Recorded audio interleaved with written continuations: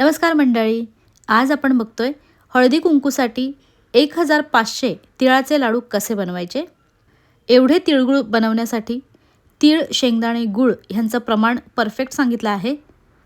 एवढे लाडू असून सुद्धा सोप्या पद्धतीने आम्ही लाडू कसे बनवले, लाडू एकमेकांना न चिकटता पॅकेजिंग कसं करायचं, सगळं सविस्तरपणे सांगितलं आहे। त्यामुळे हळदी कुंकूसाठी कोणाला तिळगुळाची ऑर्डर घ्यायची असेल तर हा व्हिडिओ नक्कीच उपयोगी पडेल।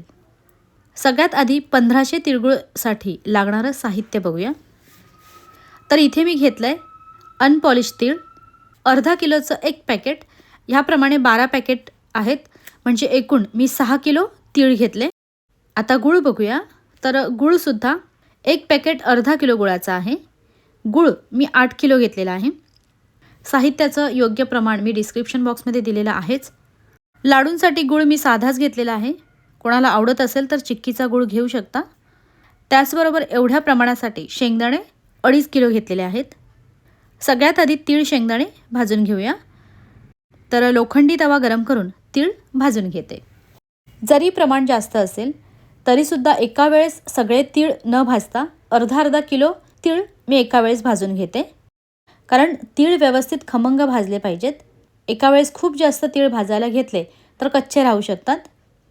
दुसऱ्या गॅसवर पण अजून एक कढई ठेवून तीळ भाजून घेतले की पटपट भाजले जातात। चटचट उडेपर्यंत व्यवस्थित भाजून घ्यायचे। असे छान खमंग भाजले की तिळगुळ चवीला छान लागतं। सर्व तीळ भाजले की शेंगदाणे पण ह्याच पद्धतीने भाजून घेऊया। शेंगदाणे 3 बॅचमध्ये भाजून झाले। शेंगदाणे खरपूस भाजल्यानंतर थोडेफार कोमट असतानाच त्याची सालं काढून घेतली। त्यानंतर ह्याप्रमाणे शेंगदाण्याचे असे मोठे मोठे तुकडे करते। तीळ शेंगदाणे व्यवस्थित भाजून शेंगदाण्याचे तुकडे करून ठेवले। त्याचबरोबर सर्व गूळ एकदम बारीक चिरून ठेवला की नंतर मग पाक बनवून लाडू बनवायचंच काम राहतं। एवढं साहित्य भाजायला पण बराच वेळ लागला। आम्ही रात्री हे सगळं व्यवस्थित भाजून सालं वगैरे काढून शेंगदाण्याचे तुकडे करून ठेवले आणि मग पहाटे उठून तिळगुळ बनवायला घेतलं। एवढं साहित्य भाजायला बराच वेळ लागला। आता पाक तयार करायला घेते। तर जाड तळाची मोठी कढई घेऊन ह्यात घालूया 2 चमचे साजूक तूप। त्यानंतर हा बारीक चिरलेला गूळ। एका वेळेस मी अर्धा किलो गुळाचा पाक करते। 2 छोटे चमचे पाणी घालूया। मंद गॅसवर गुळाचा पाक करून घेते। आम्ही 2च जण असल्याने एका वेळेस अर्धा किलो गुळाचाच पाक करते, कारण लाडू गरम गरमच वळायचे असतात। तुमच्याकडे लाडू वळण्यासाठी जास्त माणसं असतील तर एका वेळेस तुम्ही जास्त गुळाचा पाक करू शकता। 4-5 मिनटं पाक शिजला। आता ह्यात घालूया चिमूटभर मीठ, अर्धा चमचा वेलची पावडर आणि 2 चिमूटभर खायचा सोडा। हे अर्धा किलो गुळाचं प्रमाण आहे। प्रत्येक वेळी अर्धा किलो गुळाचाच पाक करायला घेतला, म्हणूनच मी ते पॅकेट अर्धा किलोचे आणले, म्हणजे मग प्रमाण चुकत नाही। मीठ, वेलची पावडर आणि खायचा सोडा ह्याचं प्रमाण सेम राहील। पाक सतत मिक्स करत राहायचं। 9 ते 10 मिनिटात पाक चेक करूया। तर पाण्यात थोडासा पाक घालून 10 सेकंद थंड होऊ द्यायचा। 10 सेकंदानंतर पाक चेक केला तर पाकाचा असा जरा कडक आवाज आला पाहिजे। बोटांनी असं पटकन तुटलं की समजावं पाक तयार आहे। आता ह्यात घालूया भाजलेले तीळ, डाळवं आणि शेंगदाण्याचे तुकडे। मिक्स करूया। गॅसची फ्लेम अगदी कमी आहे। भाजकी डाळ आधी मी तुम्हाला साहित्यात दाखवली नाही। डाळीचं प्रमाण थोडंसं आहे, म्हणजे एवढ्या लाडूंसाठी मी 1 किलो भाजकी चणा डाळ वापरली आणि डाळसुद्धा हलकीशी भाजून घेतलेली। 2 मिनिटात पटापट मिक्स झालं की गॅस बंद करायचा।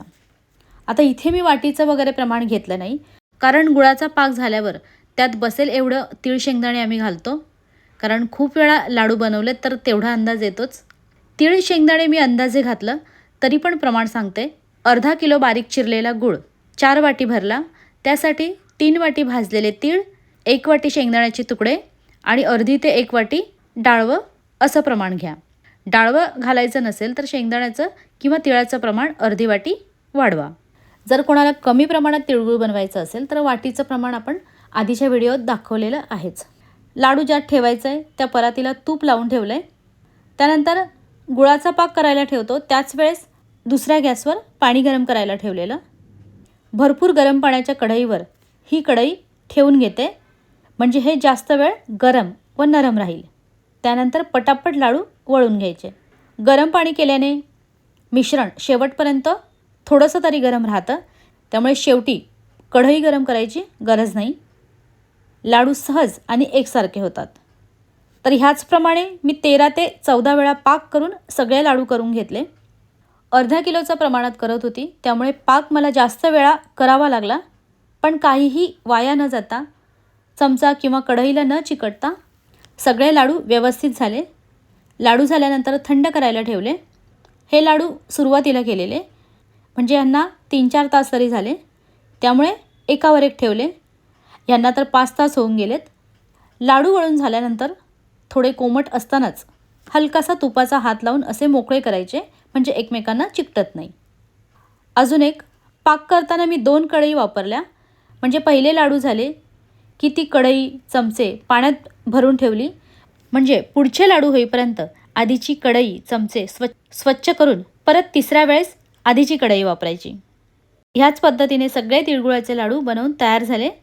पूर्णपणे थंड झाल्यानंतर लाडू पॅक करायचे. तर पिशवीत भरताना बघा, एका पिशवीत 100 लाडू भरले, ह्याप्रमाणे 15 पिशव्या भरल्या. 100 लाडू झाल्यानंतर पिशवीला इथे स्टॅपलर लावून पॅक केलं. साहित्याचं परफेक्ट प्रमाण घेतलं. पाक व्यवस्थित जमला की लाडू एकमेकांना अजिबात चिकटत नाही. 3 महिने तरी हे लाडू अजिबात खराब होत नाहीत. म्हणजे तुम्हाला लाडूंची ऑर्डर आल्यावर हे जास्त दिवस आधीही बनवून ठेवू शकता. जास्त प्रमाणात ऑर्डर असेल तर तीळ, शेंगदाणे, गूळ 1-1 किलो जास्त आणून ठेवलं तरी चालतं. कारण प्रमाण वाढवायचं असेल तर परत परत आणायला जायला नको. तसंही ह्या गोष्टी लवकर खराब होत नाही. आणि राहिलंच तर तीळ, शेंगदाणे, गूळ आपल्याला घरात लागतंच. तर आजचा हा व्हिडिओ तुम्हाला कसा वाटला कमेंटद्वारे नक्की कळवा. शेवटपर्यंत बघितल्याबद्दल थँक्यू.